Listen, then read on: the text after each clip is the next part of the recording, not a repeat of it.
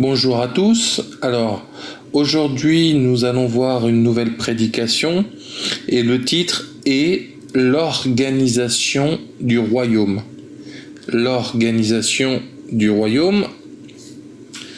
Et donc, je vais commencer par vous donner une première définition. Qu'est-ce que l'organisation ? Et on va voir un peu qu'est-ce que ça peut vouloir dire quand on parle de l'organisation du royaume de Jésus-Christ. Donc, la définition vient du Larousse, et alors, ça nous dit, il y a 3 petits points. Premièrement, action d'organiser, de structurer, d'arranger, d'aménager. Par exemple, l'organisation du service a demandé du temps, avoir le sens de l'organisation. Deuxièmement, manière dont quelque chose se trouve structuré, agencé, la structure elle-même. Par exemple, l'organisation complexe du cerveau. Et troisièmement, groupement, association, en général d'une certaine ampleur dont les buts sont définis par un qualificatif. Exemple, une organisation syndicale. Donc, l'organisation, je crois que vous avez compris, c'est le fait d'organiser, de structurer, d'aménager, d'être une structure, d'être un regroupement. Et c'est ce qui nous permet justement d'être ensemble, d'être dans un rassemblement, dans un groupement, dans une structure, dans un établissement, une formation, des choses comme ça. Et pour l'organisation, je crois que vous avez compris qu'est-ce que ça veut dire, donc je ne vais pas trop m'attarder sur la définition. C'est le fait d'être organisé et structuré et ensemble.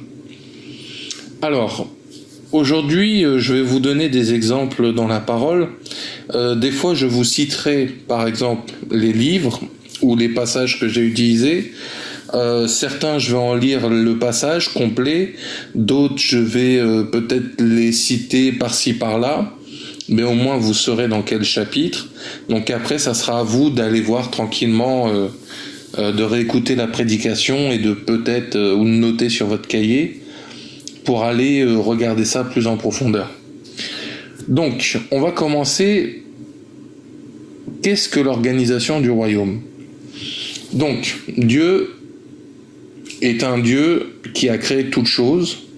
Donc, pour créer, il a dû structurer, il a dû créer, il a dû organiser les choses. Parce que si vous observez, si déjà nous, dans notre monde, un pays, une ville, ou que ça soit une entreprise, ou un établissement scolaire, ou même une boutique ou une société, il y a toujours une organisation.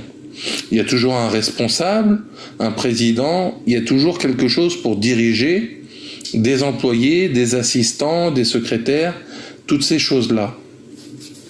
Donc, on va voir que dans l'exemple de la création de Dieu, étant donné que toutes choses viennent d'en haut, ce n'est pas étonnant de retrouver les mêmes principes en bas, sur terre. Donc, par exemple, si on prend dans Genèse de 1 à 3, chapitre 1 à chapitre 3, vous aurez un exemple de la création et de l'organisation que Dieu a fait. On sait que Dieu a créé les anges, on sait que Dieu, même chez les anges par exemple, il a organisé ça, il y a des séraphins, il y a des chérubins, etc. Donc, on voit déjà cette idée d'organisation, de structuration.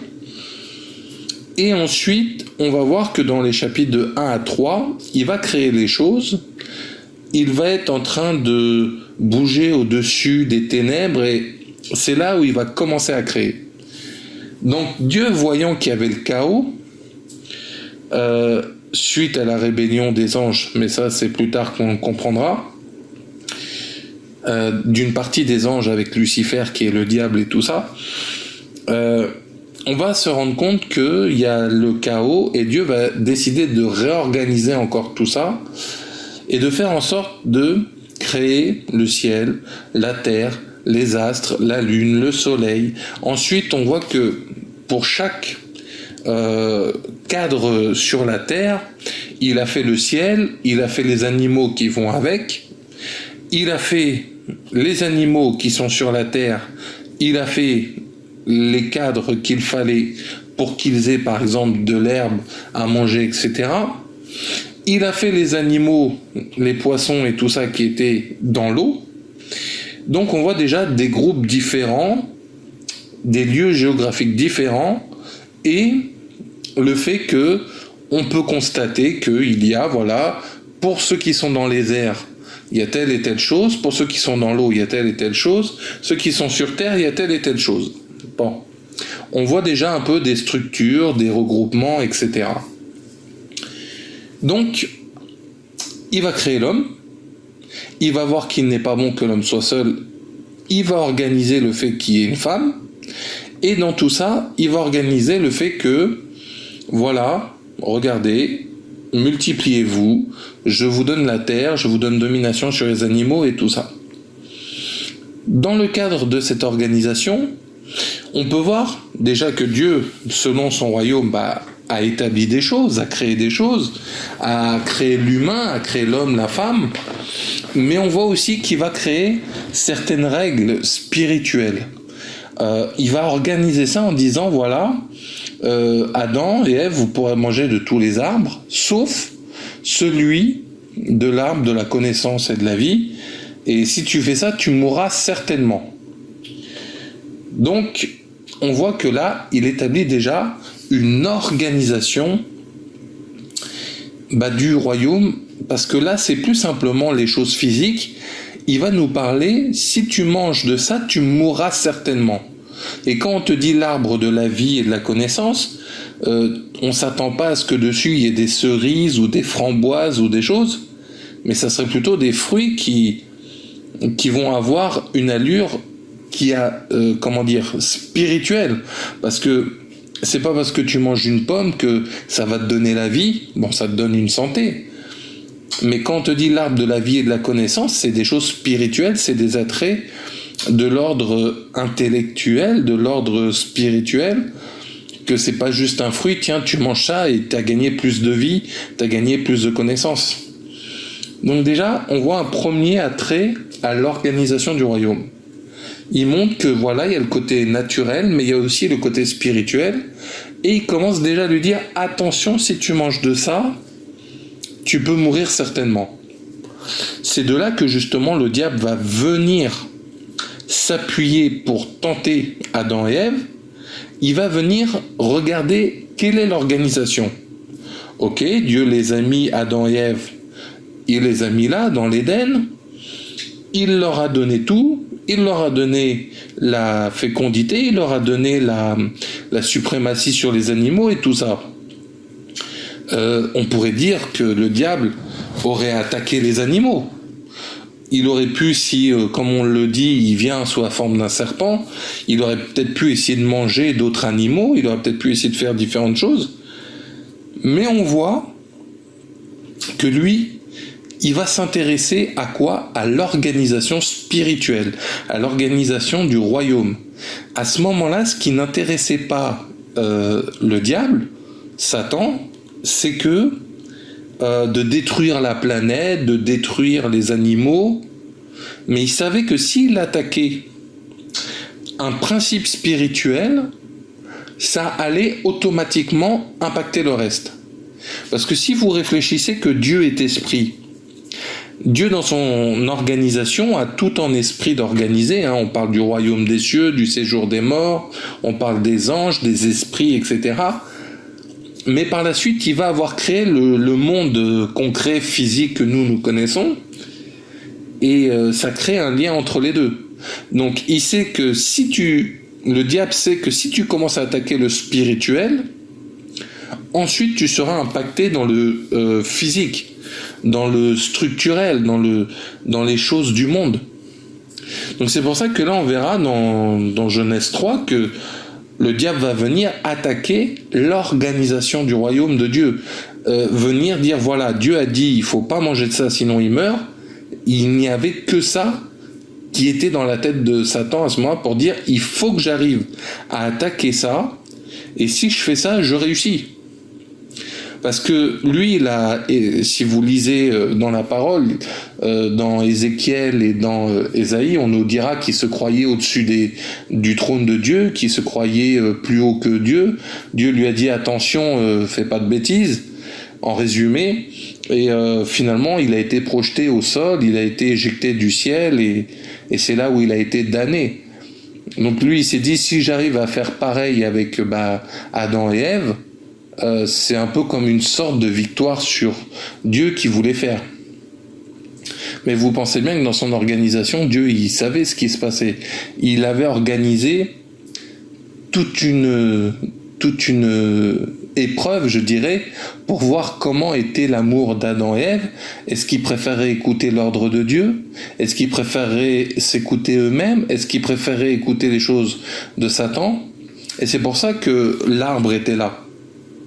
D'ailleurs, on nous dira qu'à côté, il y avait l'arbre de la vie. Et souvent, Jésus lui-même dira « Je suis l'arbre de la vie, je suis la vie, etc. » Donc, résultat, si on regarde bien, il y a toute une organisation qui se cache derrière ça. Et peut-être tu te dis, c'est injuste, Dieu, il savait tout, il connaissait tout, il n'aurait pas dû laisser faire. Mais comme il avait donné le libre arbitre, et vu qu'il attendait de ses créatures qu'il l'aime librement et avec un amour sincère, Dieu avait organisé toutes choses en sachant que malgré qu'ils réussissent ou qu'ils échouent, il avait un plan derrière. Donc encore une fois, une organisation. Donc c'est pour ça que quand Adam et Ève vont pécher, tout de suite, Dieu va dire la progéniture de la femme écrasera la tête du serpent qui lui mordra au talon, et tout de suite il va annoncer en gros qu'un Messie viendrait les sauver, que le Sauveur sera là. Et d'ailleurs, si vous lisez l'Ancien Testament, c'est l'organisation de tout ce qui va permettre l'arrivée de Jésus.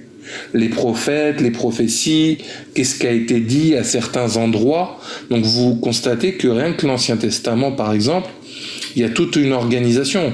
Pourquoi à un moment il a utilisé Abraham, pourquoi après il a utilisé Daniel, Jérémie, Ésaïe et ainsi de suite.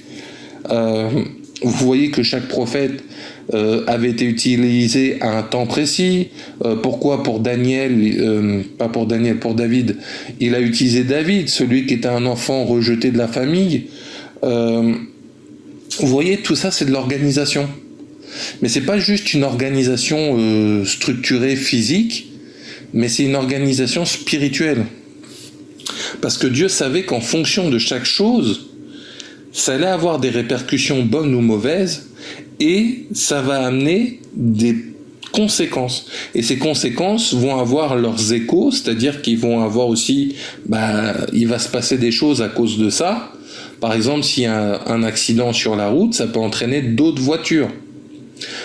Si quelqu'un aide une personne dans la difficulté, la personne ira mieux.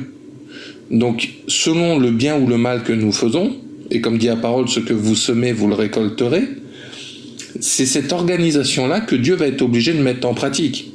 Si vous observez, par exemple, entre certaines prophéties, certains prophètes, il pouvait y avoir 400 ans de décalage. Pendant ce temps, le peuple pouvait être oppressé, pouvait être libre, pouvait réussir.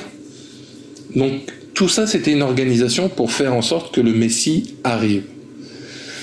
Et si vous observez bien, toute cette organisation va nous permettre quoi? De nous rapprocher de Dieu.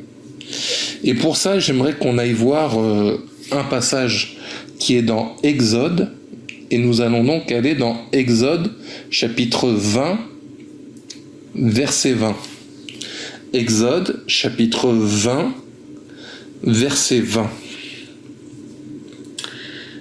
Pour vous resituer un peu à ce moment-là, ce passage-là, Exode, chapitre 20, nous dit quoi au début? Ça va être les lois qui ont été données à Moïse. Donc, si vous observez, on va commencer à Exode 20, verset 1, et on va voir un peu qu'est-ce qui se passe avant d'aller regarder le verset 20 qui nous intéresse. Donc là, je lis d'abord Exode, chapitre 20, à partir du verset 1 donc. Alors Dieu prononça toutes ces paroles en disant « Je suis l'Éternel ton Dieu qui t'ai fait sortir du pays d'Égypte, de la maison de servitude. » Bon, déjà là on voit, il y a une organisation. Dieu a fait sortir un peuple d'un pays vers l'autre. Et pourquoi il l'a fait sortir ? Parce qu'ils étaient dans une maison de servitude, ou d'esclavage, ou quel que soit le mot que tu as dans ta traduction. Pourquoi il a fait ça ?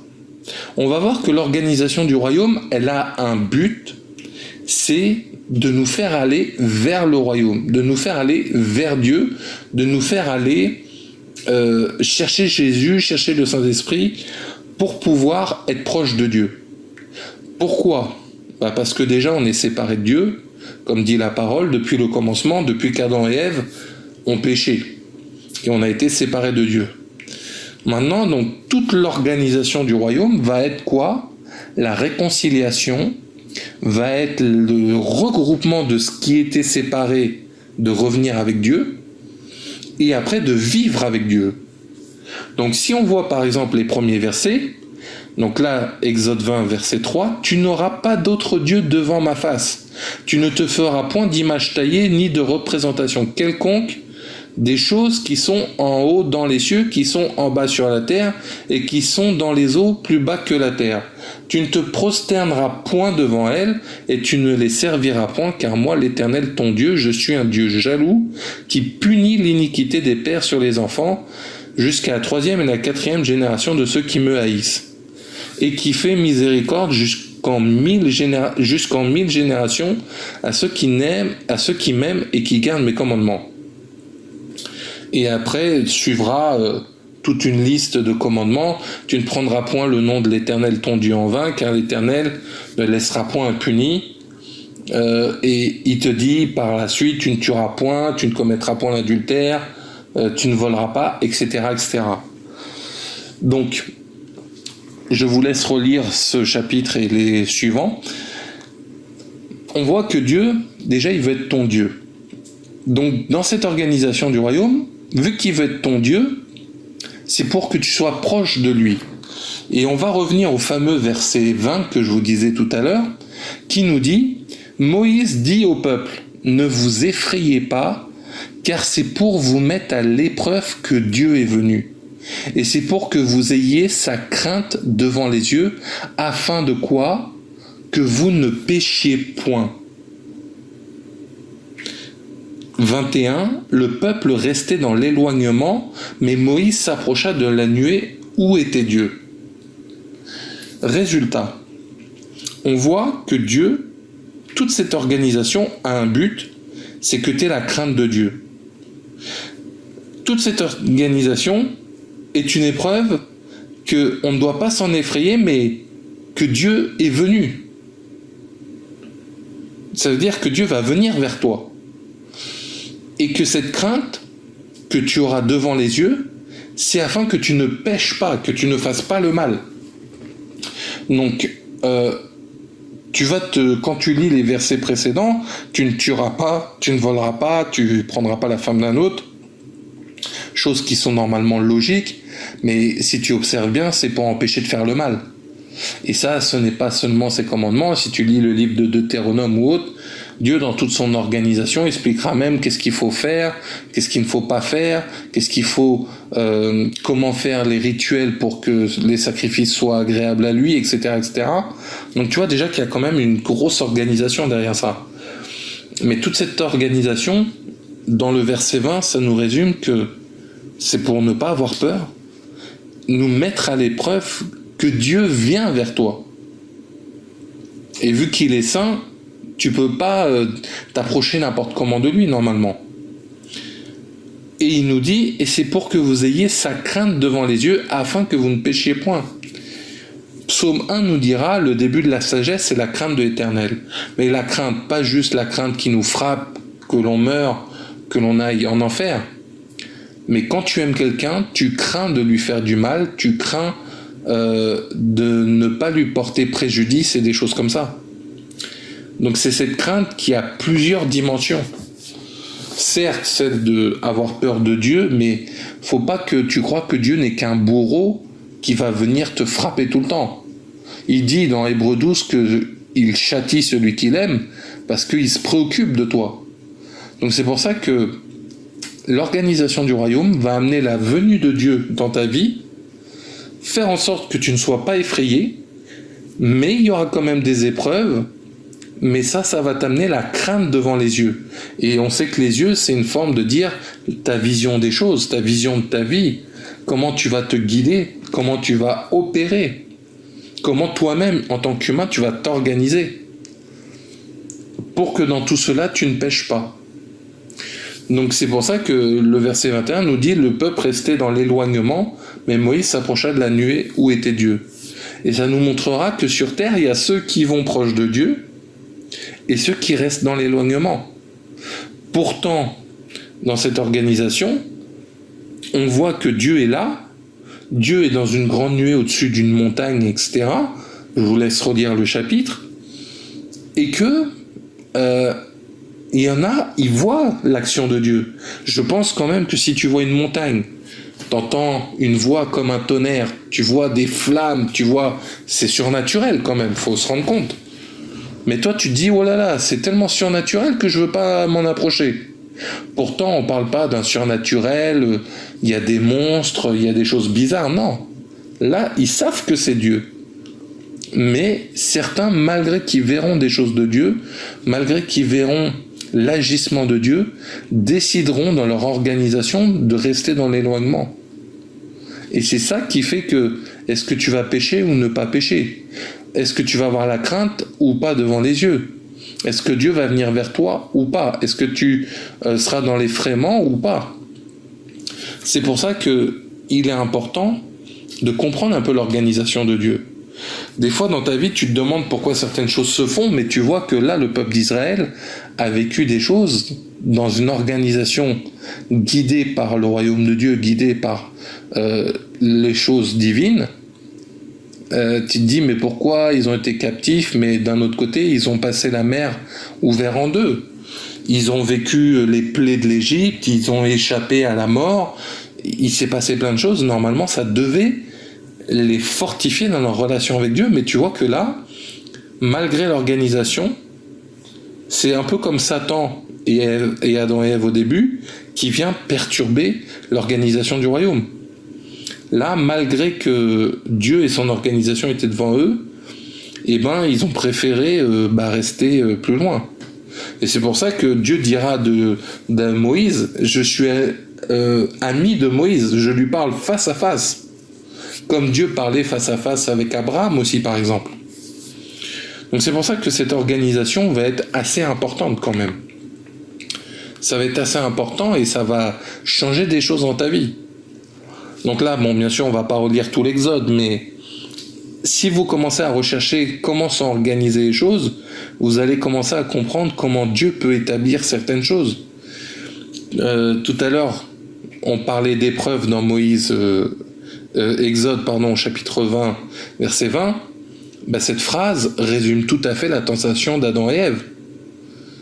De ne pas avoir peur, on sait qu'Adam a eu peur en entendant la voix de l'Éternel, il les a mis à l'épreuve devant l'arbre, et en plus, pour que la crainte devant leurs yeux reste à se dire « non, il ne faut surtout pas y toucher », mais finalement... pourquoi? Afin qu'ils ne pêchent pas, mais le résultat c'est qu'ils ont péché. Parce que ils ont décidé de ne pas s'organiser comme Dieu l'avait proposé. Donc c'est pour ça que l'organisation du royaume a créé les choses, les a organisées, structurées, suite à des problèmes venus qui ne venaient pas de la part de Dieu, mais de nous, l'humanité, et du monde des esprits, avec Satan et tout ça. Il a continuellement organisé pour que l'on revienne à lui, pour que l'on revienne proche de lui, qu'on vive avec lui et selon son organisation à lui. Donc c'est pour ça que si vous observez bien, même je vais vous donner encore un autre exemple, le temple de Salomon, même comment faire sa vie avec Dieu, Dieu va nous donner pas mal de détails.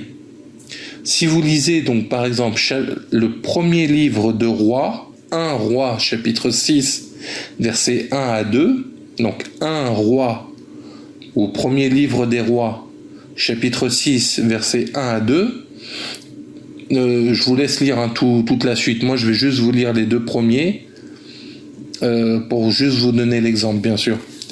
Ce fut donc 1 Roi 6, chapitre 6, versets 1 et 2.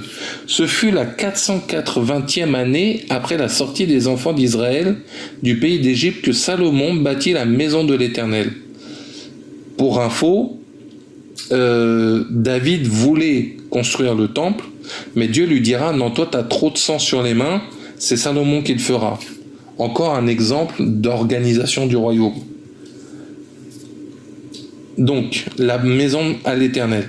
La 4e année de son règne sur Israël, au mois de Ziv, qui est le second mois, la maison que le roi Salomon bâtit à l'Éternel avait 60 coudées de longueur, 20 de largeur et 30 de hauteur. Donc déjà, encore une fois, dans l'organisation, on voit que c'est un certain temps, une certaine année, etc. Et on voit que même Dieu va donner comment on appelle ça, des mesures précises même pour le temple. Rappelez-vous le tabernacle que Moïse avait fait, il y avait le lieu saint, le parvis, le lieu saint et le lieu très saint. Dieu avait décrit comment Aaron et sa famille devaient être sacrificateurs, comment devait être le parvis, comment devait être l'autel où on sacrifie les animaux, comment les sacrifier, comment ensuite ça devait être préparé dans le lieu saint et dans le lieu très saint. Encore une fois, c'est un rappel de toutes ces organisations qui viennent de Dieu. Là, je vous ai pris cet exemple du temple. Pourquoi ? Parce que les choses de l'Ancien Testament sont souvent une image des choses à venir, un exemple des choses à venir. Jésus nous dira, le temple peut être détruit et en 3 jours il le reconstruit. Il ne parlait pas du temple que Salomon a construit, il parlait du temple spirituel que l'on est. On est nous-mêmes une organisation. On est un corps dans une âme, un esprit dans une âme, dans un corps, et on forme qu'un. On a nos pensées. Si on observe tout notre corps, on est une organisation à nous tout seuls. Notre cerveau, comment il réfléchit, comment il fait bouger les bras, les doigts, la langue, la bouche, etc., les yeux, les informations traitées, tout ça, c'est une organisation. Donc si là déjà Dieu nous donne une organisation sur comment devait être construit le temple, Jésus nous parle d'un temple qui va détruire et reconstruire en 3 jours. Il faisait allusion les 3 jours de la résurrection et il faisait allusion à nous. Parce que dans Corinthiens, on nous dira « Ne savez-vous pas que vous êtes le temple du Saint-Esprit ?» Donc c'est-à-dire que si on est le temple du Saint-Esprit, nous aussi on doit avoir certaines caractéristiques, comme nous dit le livre de 1 Roi 6. D'une certaine façon, on doit être construit. D'une certaine façon, là, si par exemple dans 1 Roi 6, ils prennent le temps de dire que le mur, il doit être grand comme ça, qu'il doit être petit comme ça, qu'il doit être haut comme ça, Paul nous dira, vous connaîtrez la hauteur, la profondeur, la largeur de l'amour de Dieu. Donc c'est ça que Dieu va organiser en chacun de nous. En plus de nous organiser de la façon dont physiquement on est, il va peut-être construire en nous un grand mur du pardon, un grand mur de la joie. Bon, c'est une façon de parler. On n'a pas des murs à l'intérieur de nous. Mais c'est une façon de dire que ça va être quelque chose qui se construit, quelque chose qui va créer une structure. Si vous vous rappelez de la définition, on nous dit que l'organisation, c'est la manière dont quelque chose se trouve structuré. Donc déjà, notre corps est structuré d'une certaine façon, mais Dieu va structurer une organisation du royaume dans notre cœur, dans notre pensée. Là, je ne dois pas pécher, là, je dois craindre Dieu, là, je dois demander à Dieu comment je fais, comment je dois agir. Et c'est ça qui fait que ça va avoir un impact dans nos vies. Là où Dieu te dit pardonne, là où Dieu te dit agis, n'agis pas. Et c'est ça qui va faire que tu vas commencer à construire à l'intérieur de toi. Que là, quelqu'un qui était dévasté par des choses de son passé, Dieu il dit que moi j'enlèverai le cœur de pierre et j'y mettrai un cœur de chair et je ferai en sorte que vous obéissiez. Ézéchiel 36, 26. Donc tout ça c'est de l'organisation. Dieu il savait par quoi tu devais passer pour que à la fin tu te dises j'ai besoin d'un sauveur. Même prenez l'exemple de la croix. Jésus vient sur terre au travers d'une femme, il vit pendant 30 ans, pendant 3 ans il fait le ministère, il va à la croix, il meurt alors qu'il était sans péché, qu'il était pur. Pourquoi ? Pour prendre tous nos péchés, tout ce qui nous condamnait, et aller 3 jours dans le royaume des morts, récupérer la clé du séjour des morts, ressusciter et nous donner la vie éternelle. Donc encore ça, c'est une organisation. C'est pour ça que Dieu dira même l'œuvre de Dieu, l'organisation de Dieu, c'est une folie pour ceux qui se perdent, pour ceux qui se croient des sages et des grands de ce siècle. Et c'est ça qui fait que c'est toute une organisation. Et comment Dieu va faire ? Au travers de l'œuvre de la croix, c'est comme ça qu'il va pouvoir faire agir la réconciliation avec lui. C'est comme ça qu'il va pouvoir nous mettre la crainte de lui et marcher avec lui. Par exemple, j'aimerais vous donner encore un exemple dans l'Ancien Testament. Alors, je vais vous donner les chapitres, mais moi je vais les survoler. Je vous invite à les relire à la maison. Vous prendrez 2 Chroniques, chapitre 33 à 36. Donc 2 ou deuxième livre de Chroniques, 33 à 36. Donc 2 Chroniques, 33 à 36. Donc 2 Chroniques, une dernière fois, chapitre 33 jusqu'à 36. Alors je vais vous lire des petits passages, hein. Bien sûr vous lirez tout pour voir tout ça. Alors, 2 Chroniques 33 verset 1, Manassé avait 12 ans lorsqu'il devint roi, et il régna 55 ans à Jérusalem. Il fit ce qui est mal aux yeux de l'Éternel, selon les abominations des nations que l'Éternel avait chassées devant les enfants d'Israël. Bon, déjà là, ça nous rappelle l'attitude de Satan qui attaque Adam et Ève avec cette volonté de faire ce qui est mal aux yeux de Dieu. Mais là, ce chapitre va nous dire que de base, pendant toutes ces années, t'imagines quand même de 12 ans jusqu'à il régna 55 ans, ça fait quand même plus d'une quarantaine d'années, c'est conséquent. On te dit qu'il fit ce qui est mal aux yeux de l'Éternel selon les abominations. Verset 3, il rebâtit les hauts lieux qu'Ézéchias son père avait renversés, il éleva des autels au Baal, il fit des idoles d'Astarté, et il se prosterna devant toute l'armée des cieux et la servit. Il bâtit des autels dans la maison de l'Éternel, quoique l'Éternel eût dit, c'est dans Jérusalem que sera mon nom à perpétuité. Il bâtit des autels à toute l'armée des cieux dans les 2 parvis de la maison de l'Éternel. Il fit passer ses fils par le feu dans la vallée des fils de Himon. Il observait les nuages et les serpents pour en tirer des pronostics. Il s'adonnait à la magie et il établit des gens qui évoquaient les esprits et qui prédisaient l'avenir. Il fit de plus en plus ce qui est mal aux yeux de l'Éternel afin de l'irriter. Bon, après je vous laisse lire parce que sinon ça serait trop long. Vous voyez un peu l'organisation que diaboliquement vient d'être mise contre Dieu, contre le fait de vouloir aller contre Dieu et de l'irriter même, parce qu'il dit afin de l'irriter. Là on voit quand même que l'organisation que Dieu voulait mettre en place, si vous vous rappelez Exode 20, il dit d'entrée, faites pas ça. Rien qu'en prenant l'exemple d'Exode, on voit très bien que là, il a cherché à faire le contraire. Si vous lisez Deutéronome chapitre 18 verset 9, on nous dit qu'il ne faut pas faire de magie, de divination, on nous dit qu'il ne faut pas faire passer les enfants par le feu. Deutéronome 18 verset 9 de mémoire, c'est là vous voyez qu'il est en plein dedans. Donc des fois, les gens vont se dire « Ah, mais c'est de la faute à Dieu. Ah, mais Dieu nous a abandonnés. Ah, mais si Dieu existait, pourquoi il y a tant de problèmes ?» Parce qu'il y a des gens qui viennent contre Dieu. Il y a des gens qui viennent saboter l'organisation de Dieu. Tu te dis « Ah, mais peut-être que Dieu est trop faible. » Non. Dieu connaît. Mais Dieu a dit qu'il fera une épreuve afin que vous ayez la crainte de l'Éternel devant les yeux pour ne pas pécher.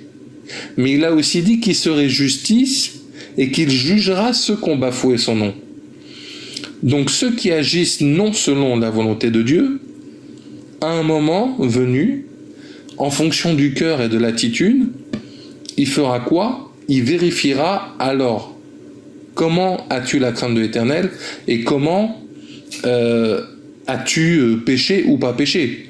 Ça nous rappelle dans le livre, par exemple, d'Apocalypse, il dit qu'il met les brebis à droite, les boucs à gauche, et tous ceux qui ont été à gauche sont jetés dans le feu. Donc t'inquiète pas, c'est pas que Dieu est faible, c'est que Dieu est juste et que Dieu sait comment juger le monde, la terre, les humains et les esprits. Ça aussi, ça fait partie de l'organisation du royaume. Peut-être que tu es frustré, mais Dieu sait pourquoi. Dieu sait comment, et tout ce qu'il fait est bon. Donc c'est pour ça que, à ce moment-là, il attendra de voir aussi qui va participer ou pas participer. Par exemple, si tu as une équipe de 11 footballeurs, normalement les 11 vont jouer pour gagner le match. C'est un travail d'équipe, une structure, une organisation. Mais t'en as d'autres qui peuvent être là pour perturber les choses. Par exemple, les hooligans qui viennent pendant les matchs et faire des bagarres, etc. Ces gens-là ne viennent même plus pour le match, ils ne viennent même plus pour leur équipe, ils viennent pour se battre. Donc c'est pareil, à ce moment-là, on va voir qui respecte qui respecte quoi. Est-ce que dans les égradins, on va avoir des gens qui vont prendre part à la bagarre? Est-ce qu'il va y avoir des gens qui vont prendre part au fait de protéger les autres, etc. Par exemple, si tu assistes des gens que tu connais veulent faire je sais pas moi, un cambriolage, bah à un moment on va savoir est-ce que tu es avec eux ou contre eux ou comment. C'est de savoir est-ce que dans l'épreuve toi aussi t'y vas. Si les gens te disent allez viens avec nous, c'est bon, fais pas ta chochotte, c'est bon, t'auras de l'argent, c'est bon, t'auras ci ou ça, c'est bon, t'auras une grande renommée. Mais Dieu il va vérifier, bon alors qu'est-ce que tu fais maintenant? Parce que vu que certains vont comme des serpents, vont te pousser à être tenté, te pousser à aller vers la tentation, vers ce qui est mal. Et c'est là où Dieu il dira alors, maintenant qu'est-ce que tu fais? Moi je t'observe. Parce qu'il est dit que dans le livre des souvenirs, toutes choses seront à justifier. Tout mot prononcé sera à justifier. Donc c'est pour ça que Dieu crée ces épreuves.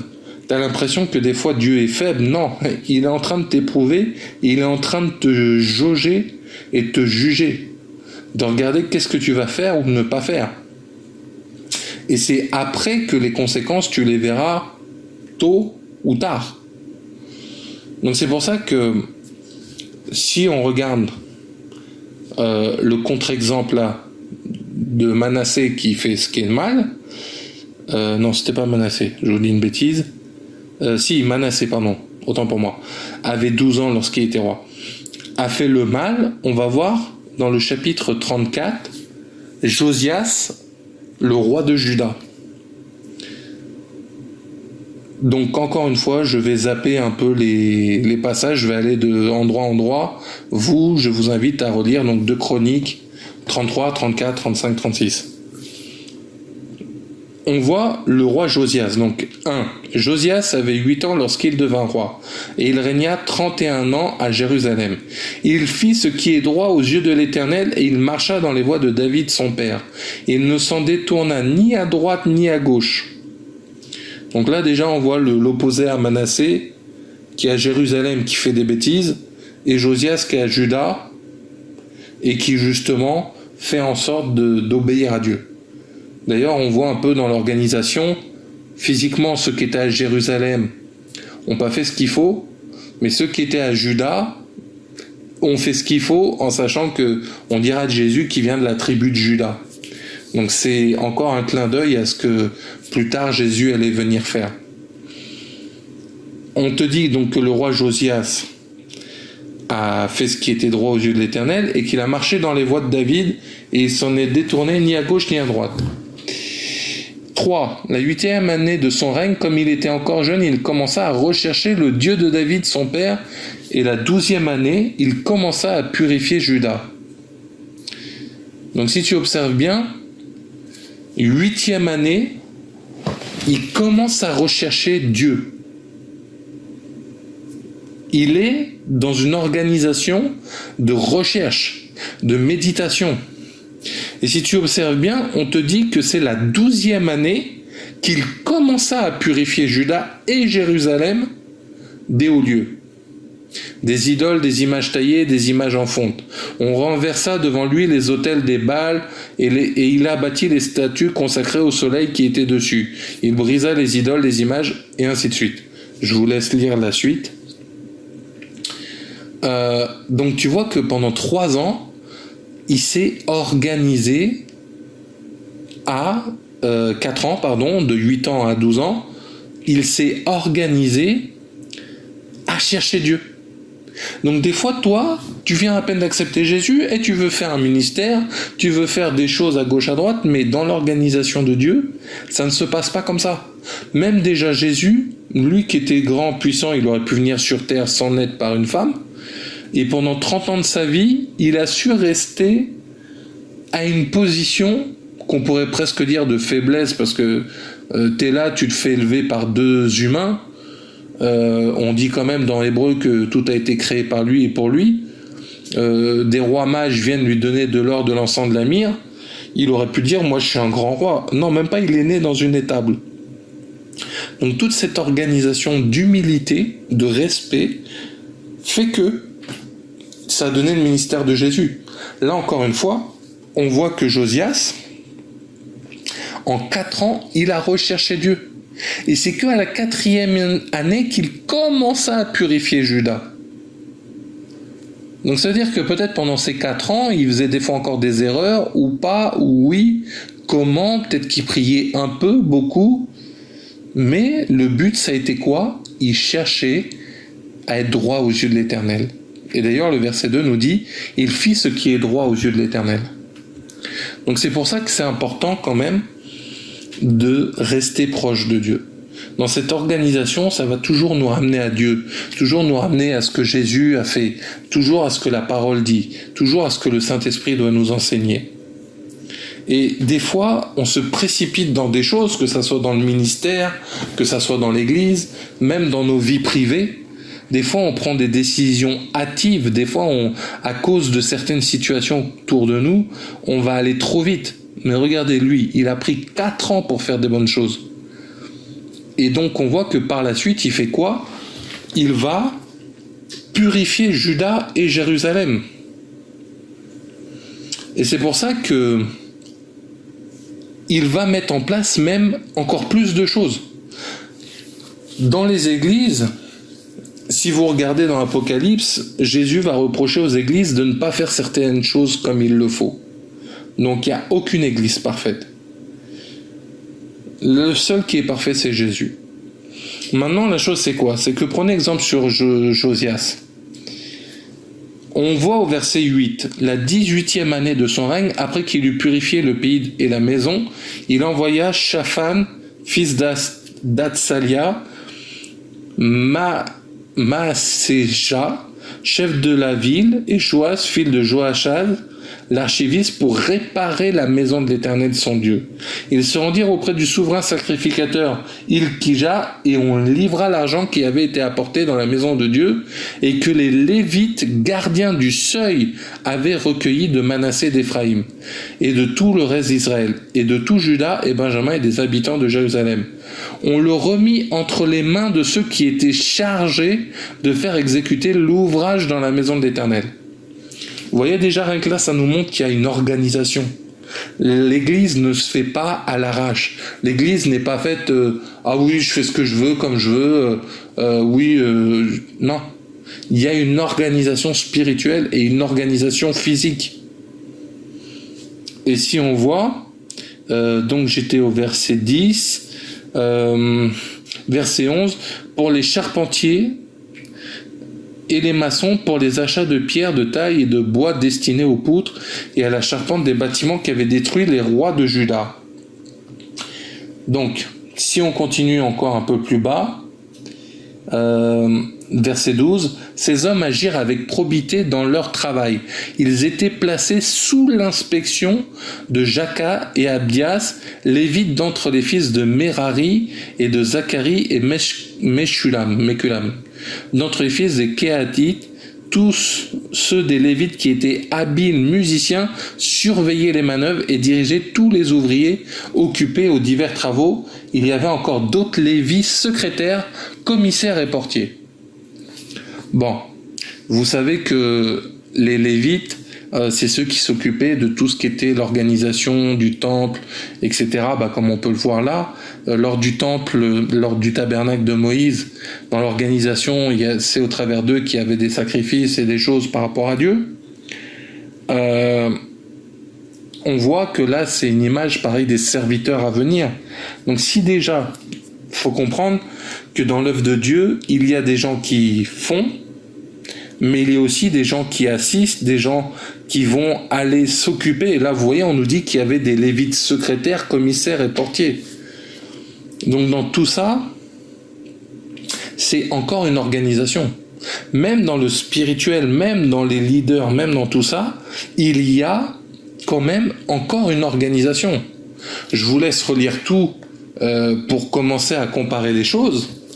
Mais si on regarde au verset 14, au moment où l'on sortit l'argent qui avait été apporté dans la maison de l'Éternel, le sacrificateur Ilkija trouva le livre de la loi de l'Éternel donné par Moïse. On voit que Dieu revient toujours à ce qu'il fait et ce qu'il dit.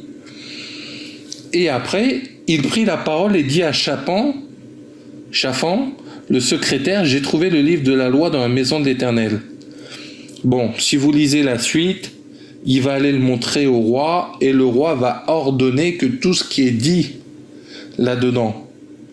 19. Lorsque le roi entendit les paroles de la loi, il déchira ses vêtements et le roi donna cet ordre à Ilkija, à Ashikam, fils de Shaphan, à Abdon, fils de Miché, à Shaphan, le secrétaire, et à Zacha, le serviteur du roi, allez consulter l'Éternel pour moi et pour ce qui reste en Israël et en Juda, au sujet des paroles de ce livre qu'on a trouvé, car grande est la colère de l'Éternel qui s'est répandue sur nous. Donc vous voyez que à ce moment-là, il y a une organisation, il y a quelque chose. Et quand l'organisation de Dieu vient, elle remet de l'ordre, elle remet les choses droites. Donc verset 22, Ilkija et ceux qu'avait désigné le roi allèrent, pas n'importe qui, allèrent auprès de la prophétesse Hulda, femme de Shaloum, fils de Tokéhat, fils de Asra, gardien des vêtements. Elle habitait Jérusalem et elle dit, verset 23, ainsi par l'Éternel, le Dieu d'Israël, dites à l'homme qui vous a envoyé vers moi, ainsi par l'Éternel, voici je vais faire venir des malheurs sur ce lieu et sur ses habitants, toutes les malédictions écrites dans le livre qu'on a lu devant le roi de Juda. Parce qu'ils m'ont abandonné et qu'ils ont offert des parfums à d'autres dieux, afin de mériter, etc. Verset 26, mais vous direz au roi de Juda qui vous a envoyé pour consulter l'Éternel, ainsi parle l'Éternel, le Dieu d'Israël, au sujet des paroles que tu as entendues. Parce que ton cœur a été touché, parce que tu t'es humilié devant Dieu en entendant ces paroles contre ce lieu et contre ses habitants, parce que tu t'es humilié devant moi, parce que tu as déchiré tes vêtements et que tu as pleuré devant moi, moi aussi j'ai entendu, dit l'Éternel. Voici, je te recueillerai auprès de tes pères, tu seras recueilli en paix dans ton sépulcre, et tes yeux ne verront pas tous les malheurs que je ferai venir sur ce lieu et ses habitants. Ils rapportèrent au roi cette réponse. Et vous lirez la suite, il se passe encore des choses. Mais tu vois l'organisation du royaume, le roi s'est repenti, le roi a fait, et malgré que théoriquement, à cause des conséquences de Manassé, il devait y avoir une organisation de malheur, on voit que parce que le roi Josias a décidé de rester vers l'organisation du royaume de Dieu, comme on vient de lire 2 Chroniques 34 de 26 à 28, il va lui faire grâce. Il a vu que son cœur a été touché. Donc tu vois, quand tout à l'heure, dans Exode 20, il disait une épreuve, la crainte devant tes yeux. Parce que, 27, parce que ton cœur a été touché, parce que tu t'es humilié devant Dieu en entendant ses paroles contre ce lieu et contre ses habitants. Parce que tu t'es humilié devant moi, parce que tu as déchiré tes vêtements et que tu as pleuré devant moi. Moi aussi j'ai entendu, dit l'Éternel. Donc ça veut dire que des fois, si tu ne fais pas ces choses-là, est-ce que Dieu va t'entendre? Parce qu'il dit, il résiste aux orgueilleux et il fait grâce aux humbles. Donc vous voyez, là, dans l'organisation du royaume, il a remis le temple en place, il a remis la loi de Moïse donnée à l'époque, il a reconstruit le temple, il a même remis les Lévites et des sous-catégories de Lévites en fonction. Donc vous voyez toute l'organisation qui se cache derrière ça. Et après on s'étonne qu'il y a des églises que ça va pas, d'autres oui, d'autres non. Là c'est les mêmes choses. C'est les mêmes choses. On se retrouve dans le même résultat. Il y en a qui ont été consulter les idoles, il y en a qui ont fait des hommes des idoles, et tout plein de choses. Et c'est ça qui fait qu'il y a des problèmes. Donc, on va voir encore d'autres exemples dans le Nouveau Testament. Alors, on va aller dans pareil, je vous donne les versets et vous verrez à la maison. Matthieu 11, de 28 à 30. Matthieu 11, versets 28 à 30. Encore une fois, un bon exemple d'organisation du royaume, de quelque chose qui vient d'en haut. Jésus nous dit, « Venez à moi, vous tous qui êtes fatigués et chargés, et je vous donnerai du repos. Prenez mon joug sur vous et recevez mes instructions. Car je suis doux et humble de cœur, et vous trouverez du repos pour vos âmes, car mon joug est doux et mon fardeau léger. » Si tu observes bien, Dieu veut prendre ton ancienne organisation pour mettre le sien à la place. Et il te dit qu'il y a un joug et des instructions. Mais en même temps, il te dit, t'inquiète, je suis doux et humble de cœur, ça va aller. C'est pas un esclavage. D'ailleurs, observez bien dans l'Acte des Apôtres ou les lettres écrites par Paul, il y a moi, Paul, esclave de Christ, ou Pierre, ou que ça soit l'apôtre Pierre, ou Jean, il y a ce côté, ils sont contents d'être avec Dieu et avec Jésus. Donc, des fois, les gens veulent les cadeaux de la part de Dieu, les bénédictions, mais ils veulent pas le joug, ils veulent pas l'organisation qui va avec. Ils vont vouloir le mariage, l'argent, mais si Dieu leur dit tu dois te purifier, tu dois chercher, comme a fait le roi Josias pendant 4 ans, tu dois méditer, chercher la présence de Dieu, tout ça, après les gens ils vont dire ah non c'est trop lent, moi je veux que ça aille plus vite. Mais aussi c'est ça, prendre le joug de Dieu. C'est ça que des fois on est là, on se précipite dans des choses, mais Dieu il a des instructions à te donner. Mais si toi tu vas trop vite selon tes connaissances, toi qui étais déjà fatigué et chargé, ça sera encore pire. Mais comment tu peux te reposer? En attendant les instructions de Dieu. Et c'est ça qui, dans l'organisation du royaume, va peser ou pas, et avoir, encore une fois, des conséquences ou pas. Donc c'est pour ça que dans ta vie de chrétien, si l'organisation du royaume ne se fait pas, et je dis ne se fait pas, parce qu'il y en a où ils ne veulent pas le mettre en pratique. Mais d'autres, il faut se rassurer, des fois ça prend du temps. Des fois Dieu il sait que tu es plus lent à comprendre, tu n'as peut-être pas accès à toutes les ressources. Aujourd'hui nous on a des bibles sur nos téléphones, en papier, d'autres ils n'en ont pas. Mais Dieu fera toujours en sorte qu'on arrive. Dieu prendra en conséquence chacun comment il vit, où il vit et pourquoi il vit certaines choses. Encore une fois, c'est de l'organisation divine. Donc résultat, la vie d'un chrétien ne sera pas la même d'un autre. Je ne peux pas te demander de faire les mêmes choses que moi je fais. Nous, en tant qu'hommes, on ne pourra jamais être enceinte. C'est pas possible. Donc c'est pour ça qu'il faut ne jamais oublier que l'organisation, elle est personnalisée. Bien que on peut voir qu'on est ensemble. Observez les Lévites de Chronique, ils ont travaillé ensemble selon différentes tâches. Mais il ne faut pas oublier que on a chacun nos attributs, on a chacun nos fonctions, etc. Prenez l'exemple dans 1 Corinthiens chapitre 12. Donc 1 Corinthiens chapitre 12, ou première lettre des Corinthiens chapitre 12, dedans on va nous parler des dons donnés selon l'Esprit de Dieu, le Saint-Esprit, divers dons, des paroles prophétiques, de parler en langue, de parler diverses langues, les dons des guérisons, des dons de sagesse, etc., etc. Dans l'organisation, on nous rappelle que c'est selon le même esprit. Si vous lisez vers le bas du chapitre, on vous parlera du corps de Christ. On vous parlera que l'œil ne peut pas sans le pied. On nous dira que chaque membre dans notre corps ne peut pas agir l'un sans l'autre. Et que tout l'ensemble des membres, donc encore une fois, ça nous rappelle cette structure, cet aménagement, cette organisation, forme le corps de Christ. Et qui est spirituel. Comme au début de la prédication, je vous disais, l'organisation du royaume, elle commence en esprit. Donc là, je ne vais pas vous relire 1 Corinthiens 12, ça serait trop long, mais allez le lire à la maison s'il vous plaît, et vous verrez comment Dieu parle des dons, comment Dieu parle il a établi premièrement des apôtres, des prophètes, des docteurs, ceux qui ont des dons, etc. Mais que tout ça, ça forme un corps. Que tout ça, ça forme un seul ensemble, bien qu'il y ait des membres différents. Donc, dans l'Église, on a besoin des différents membres. Tout ne doit pas graviter autour d'une seule personne. C'est vrai qu'il y en a qui peuvent avoir une fonction plus spéciale, mais c'est un peu comme au football, des fois il y en a qui jouent trop perso, et ça devient un problème pour l'équipe.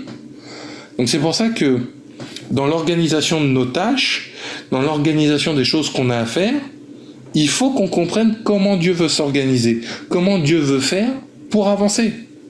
Sinon, on risque de partir à la dérive. Autre exemple, je pense que vous avez compris le principe d'être un corps. Vous relirez 1 Corinthiens 12, Éphésiens 4, 11 nous rappelle, et il a donné les uns comme apôtres, les autres comme prophètes, les autres comme évangélistes, les autres comme pasteurs et docteurs. Donc encore une fois, il y a les 5 ministères qui sont là, c'est encore une organisation de Dieu. Aujourd'hui, il y en a qui s'amusent à se proclamer pasteur, prophète et tout ce qu'on veut, pour l'argent, pour avoir des fidèles, pour avoir de la vaine gloire. Mais il ne faut pas oublier que Dieu les a donnés pour l'édification du corps de Christ. Le corps que je viens de vous parler précédemment. Il dira même que les apôtres, les prophètes, c'est un don au peuple. Mais le peuple doit aussi comprendre que le don, c'est pas que des chaussettes qu'on jette comme quand elles sont sales. Il est important de comprendre toute cette organisation et de pouvoir faire en sorte qu'il y ait un équilibre. Parce que j'aimerais vous parler encore d'un dernier point. Je pense que vous avez compris l'histoire du corps, avec les différents membres, les 5 ministères, tout ça qui forment encore une fois une organisation. Mais dans cette organisation, il y a encore une sous-organisation, on pourrait dire, c'est que ça doit construire nos vies, ça doit construire nos destinées, ça doit construire notre âme, parce qu'on est nous-mêmes le temple du Saint-Esprit, comme je vous disais tout à l'heure. Et pour ça, Dieu des fois nous donnera des paroles simples et des fois des paroles profondes. Et c'est ça aussi qui va créer l'organisation dans le corps de Christ. Donner l'organisation dans l'Église. Donner l'organisation dans une famille. Donner l'organisation pour soi-même. Et tout ça, si ça vient du royaume, ça nous ramènera toujours à Dieu, ne pas pécher, avoir la crainte de l'Éternel et faire en sorte de ce qui est bon à ses yeux. Et quand je dis ça, c'est pas mettre en pratique la loi de Moïse lettre par lettre. Parce que dans le Nouveau Testament, on nous dira Moïse et la lettre tue, mais l'esprit vivifie, et que anciennement, le Testament ancien amène la mort, mais le ministère de la grâce nous donne la vie éternelle. Mais là, il est important de comprendre que en esprit, il y a des choses qu'on doit recevoir, il y a des choses que l'on doit comprendre. Et pour ça, j'aimerais vous donner 2 passages. Donc Jean chapitre 16 verset 12, Jean chapitre 16 verset 12, « J'ai encore beaucoup de choses à vous dire, mais vous ne pouvez pas les porter maintenant. » Donc il y a des moments, il faut parler simplement. Il y a des moments, on ne va pas te parler de la profondeur. Il y a des moments, dans l'organisation des choses, on ne peut pas dire à des bébés qui sont à la crèche, écoutez, il faut faire des maths, il faut faire des dérivés, des primitives, il faut calculer le cosinus. Mais les bébés, ils veulent jouer, ils veulent leur lait, ils veulent boire, c'est pas possible. Donc dans l'organisation, il faut comprendre le temps où il faut parler simplement et que les gens grandissent des choses simples pour ensuite leur donner des choses plus compliquées. Donc c'est pour ça que dans l'organisation du royaume, il y a les paroles simples et les paroles profondes. Il y en a qui sont amoureux des révélations et des choses profondes, du secret de pourquoi le rideau était violet dans le tabernacle, ou pourquoi le secret de la cuisse d'Abraham, mais ils savent même pas prier, ils savent même pas comprendre qui est Dieu, ils savent même pas avoir la peur de l'Éternel. Et après ils veulent connaître pourquoi le cheval blanc de Jésus dans l'Apocalypse. C'est pas une bonne organisation, et ça ne donne pas la vie éternelle. Et c'est pour ça que Jésus dira la parole de Dieu dira dans Hébreux 5, de 11 à 13, « Nous avons beaucoup à dire là-dessus et des choses difficiles à expliquer parce que vous êtes devenus lents à comprendre. Vous, en effet, qui depuis longtemps devriez être des maîtres, vous avez encore besoin qu'on vous enseigne les premiers rudiments des oracles de Dieu. Vous en êtes venus avoir besoin de lait et non d'une nourriture solide. Or, quiconque en est au lait n'a pas l'expérience de la parole de justice car il est un enfant. » Donc là, il faut quand même comprendre que si les gens n'ont pas reçu les paroles simples, ils ne pourront pas manger du consistant. Et parce que certains ne cherchent pas Dieu, ou traînent à chercher Dieu, ou que pour des conséquences X ou Y, ils n'ont pas obéi à Dieu ou quoi que ce soit, et qu'ils essayent de comprendre des choses trop compliquées pour eux, sans avoir la révélation, et ben c'est ce que nous dit ce passage. À un moment, tu aurais déjà dû être un maître, tu aurais déjà su faire. C'est comme des enfants, des fois, qui arrivent en primaire, ils savent pas encore attacher leur manteau tout seul ou des choses comme ça, c'est pas possible. Il faut que tu puisses avoir une nourriture solide. Mais des fois, on veut donner une nourriture solide, alors que, comme nous dit ce passage, on a encore besoin de vous donner du lait. Et ça aussi, c'est à nous, prédicateurs ou serviteurs et servants de Dieu, de savoir qu'est-ce que l'on distribue aux gens. Et c'est pas parce que l'on connaît des choses profondes qu'on doit parler des choses profondes, mais donner ce qui est adéquat à un enfant.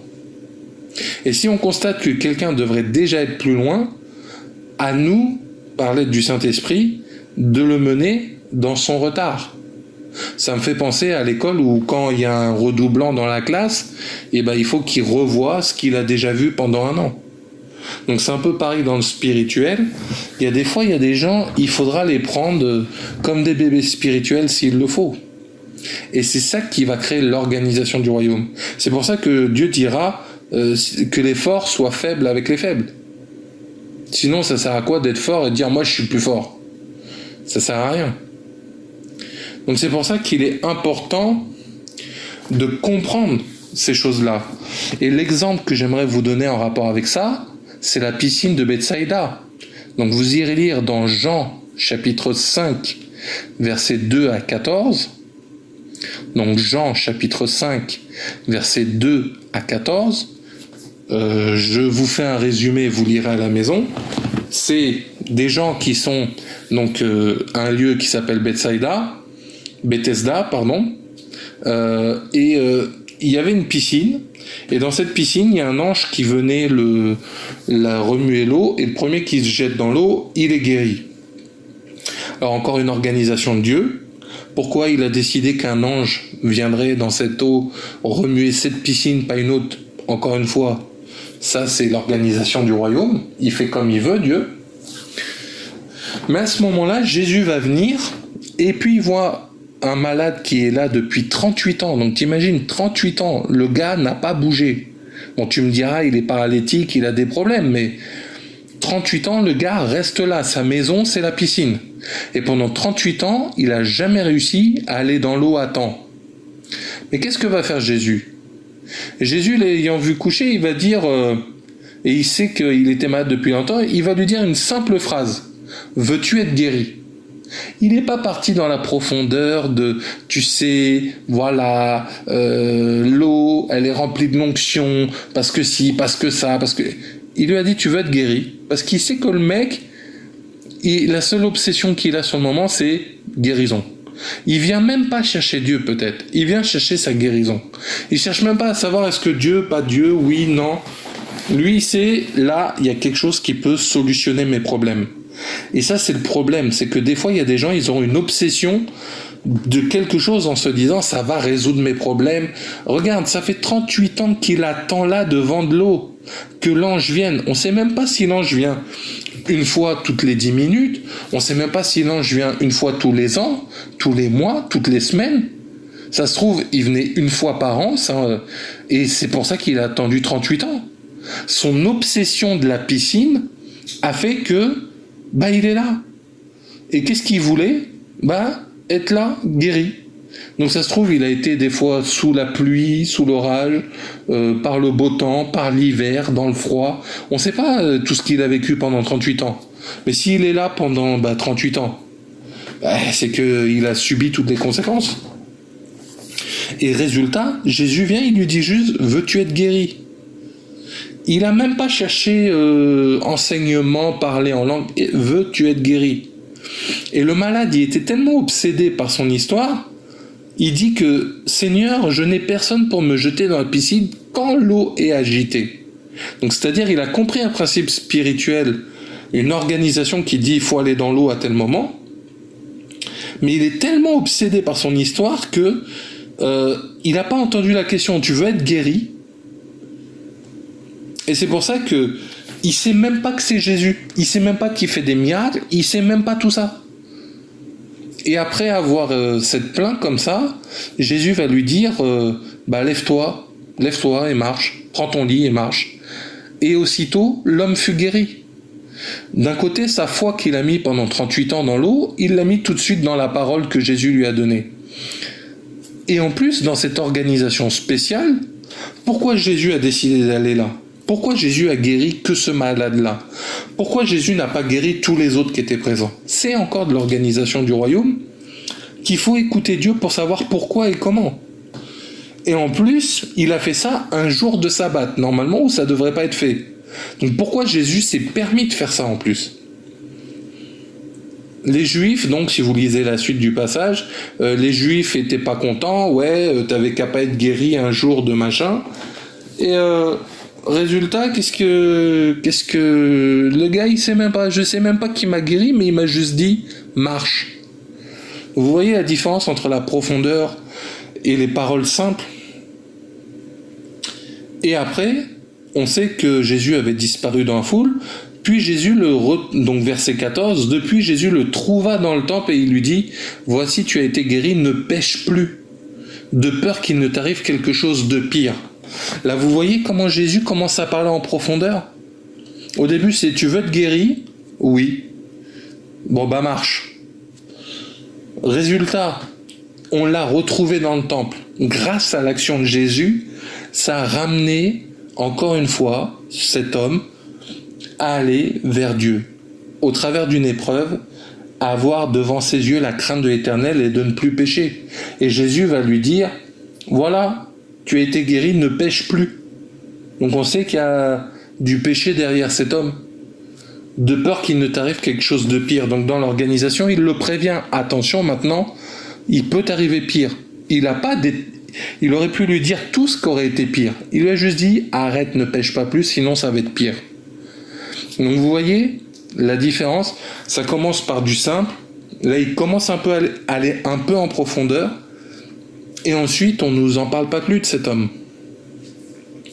Parce que si vous regardez encore autre chose, en parlant de profondeur, acte 16, de 6 à 10, on voit que acte 16, de 6 à 10, observez le trajet de Jésus. Avant de lire acte 16, observez Jésus. Il a été d'abord à tel endroit, après Capernaum, après il revient à un autre endroit, après il va à Gethsémane.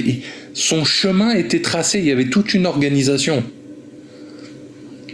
Avant d'aller à la croix, avant d'aller à Jérusalem, il y a eu toute une organisation. Je vous laisse relire les évangiles pour voir ça. Mais je voulais vous souligner qu'il y a une organisation derrière le ministère de Jésus. Et là, pareil pour Paul, acte 16, versets 6 à 10, regardez encore une fois l'organisation du royaume, ayant été empêché par le Saint-Esprit d'annoncer la parole dans l'Asie. C'est-à-dire que là, le Saint-Esprit a dit « t'évangélise pas ». Pourtant, il est dit « allez de faire des nations, des disciples les nations, prêcher en tout temps ». Mais là, le Saint-Esprit, il dit « non, je t'en empêche ». Donc c'est pour ça qu'il faut écouter l'organisation du royaume. Ils traversèrent la Phrygie et le pays de Galatie. Arrivés près de la Mysie, ils se disposaient à entrer en Bithynie, mais l'Esprit de Jésus ne leur permit pas. Encore une fois, il dit stop. Dans l'organisation, là, vous ne prêchez pas. Ils franchirent alors la Mysie et descendirent à Troie. Pendant la nuit, Paul eut une vision. Et observez bien comment, là, l'organisation du royaume, la profondeur revient. Paul eut une vision, un Macédonien lui apparut et lui fit cette prière, passe en Macédoine, secours-nous. Après cette vision de Paul, nous cherchâmes aussitôt à nous rendre en Macédoine, concluant que le Seigneur nous appelait à y annoncer la bonne nouvelle. Est-ce que vous observez à quel point on voit que là, il y a des choses profondes? Parce que Paul aurait pu dire, bon, c'est pas le Saint-Esprit qui m'a parlé. C'est pas possible qu'ils me disent de pas aller en Asie, de pas prêcher, de pas ci, de pas ça. Non, là il y avait une chose simple. Le Saint-Esprit a dit non. La chose profonde, non, c'est pas comme ça qu'il faut aller dans l'organisation. Et après, ils ont cherché à aller encore. L'Esprit de Jésus ne leur permit pas. Et c'est que après, quand ils ont été là dans la nuit. Pourquoi la nuit? Pour que leur pensée arrête à prendre le dessus sur Dieu. Que, en gros, leurs idées, leurs méthodes, leur façon de faire, leur obsession ne soient pas comme eux ils veulent, mais comme Dieu veut. Et c'est pour ça que c'est dans la nuit. Là où Dieu peut nous parler dans notre esprit sans qu'on intervienne, sans qu'on fasse de superflu. Donc encore une fois, vous voyez, cette organisation du royaume, elle est importante. Et j'aimerais finir par un dernier passage. Matthieu chapitre 10 du verset 5 à 10. Matthieu chapitre 10 verset 5 à 10. Et observez Jésus, qu'est-ce qu'il fait? Tels sont les 12 que Jésus envoya. Première organisation, ils sont que 12. Deuxième organisation, après leur avoir donné les instructions suivantes. N'allez pas vers les païens et n'entrez pas dans les villes des Samaritains. Là, c'est simple. Il n'a pas donné de profondeur, c'est simple. Allez plutôt vers les brebis perdues de la maison d'Israël. Allez, prêchez, dites, le royaume des cieux est proche, guérissez les malades, ressuscitez les morts, purifiez les lépreux, chassez les démons. Vous avez reçu gratuitement, donnez gratuitement. Ne prenez ni or, ni argent, ni monnaie dans vos ceintures, ni sac pour le voyage, ni de tunique, ni souliers, ni bâton, car l'ouvrier mérite sa nourriture. Donc il nous dit que tu y vas sans rien, mais si tu mérites ta nourriture, c'est qu'il pourvoira à tes besoins. Donc là, vous voyez que dans son organisation céleste, qu'est-ce que Jésus fait? Il dit, j'en prends 12, je les envoie. Et vous irez pas là et là. Il n'a pas dit pourquoi, comment. Il aurait pu leur dire, en fait, après, Pierre deviendra un apôtre, et puis je l'enverrai vers Corneille, et puis après, ceux qui étaient non-juifs auront le droit d'être sauvés aussi, eux aussi ils auront le baptême du Saint-Esprit, etc. Non, il n'a pas expliqué tout ça. Et je dis, tu vas là, sauf eux et eux. Pas qu'il avait quelque chose contre. Ce n'était pas encore le temps, comme dit Jean 16. Il n'est pas encore temps que vous sachiez certaines choses parce qu'on ne peut pas les porter. Ça se trouve, à cette époque, si Jésus avait dit « Ouais, vous allez aller voir les païens, les non-juifs, ceux qui sont des vilains », Ça se trouve, les apôtres, ils auraient dit, c'est bon, il y a un problème, Jésus, qu'est-ce qui se passe? Non, c'est pas possible, on veut pas. Donc c'est pour ça qu'il était obligé de parler des choses simples. Et donc du coup, il parle des miracles qu'il va faire, et il rappelle à chaque fois, le royaume des cieux est proche. Et en plus, il dit, tu vas sans argent, sans rien, sans sac, sans ceinture, même pas de tunique de rechange, pas de souliers ni de bâton, car l'ouvrier mérite sa nourriture. Il dit qu'en gros, c'est moi qui pourvoirai selon ce que tu fais. Et c'est pour ça que c'est encore une organisation que je voulais vous souligner. Et Dieu m'a fait comprendre aussi une chose dans ce passage, c'est que quand il dit n'allez pas vers les païens et n'entrez pas dans les villes des Samaritains, allez plutôt vers les brebis perdues de la maison d'Israël. On sait que nous, peuple de Dieu, chrétiens qui sommes nés de nouveau et qui appartenons au corps de Christ, on a hérité des promesses d'Abraham, on devient comme un Israël spirituel, et on devient un peu cette nation, ce peuple de Dieu en esprit.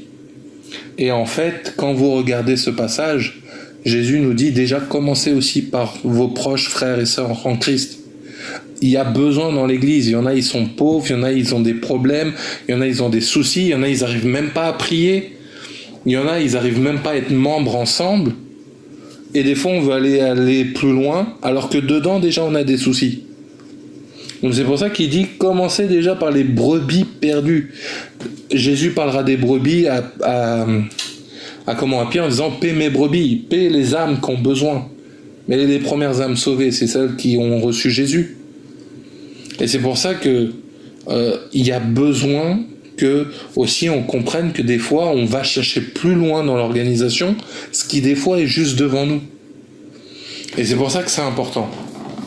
Donc je pense que vous avez compris un peu tout l'intérêt de l'organisation, qu'il peut y avoir des sous-organisations en fonction de si c'est le corps de Christ, l'église, la famille, ta vie personnelle. Dans ta vie personnelle, tu peux avoir compris que ça peut toucher ton corps, ton âme, ton esprit, tes pensées. Et que dans cette organisation, c'est pour toujours nous rapprocher de Dieu, toujours nous rapprocher de Jésus, toujours nous rapprocher du Saint-Esprit. C'est pour ça qu'il est dit qu'il est notre consolateur, qui nous enseignera toutes choses, afin de ne pas pécher et d'avoir la crainte de l'Éternel. Pour que, à la fin, tous héritent du royaume et que tous on soit avec Dieu. Et que ceux qui ne le font pas iront dans le lac de feu. Et ça, par contre, ça sera leur choix à eux. Donc voilà aujourd'hui ce que j'avais à vous dire sur l'organisation du royaume. Que Dieu vous bénisse. Bonne journée à tous.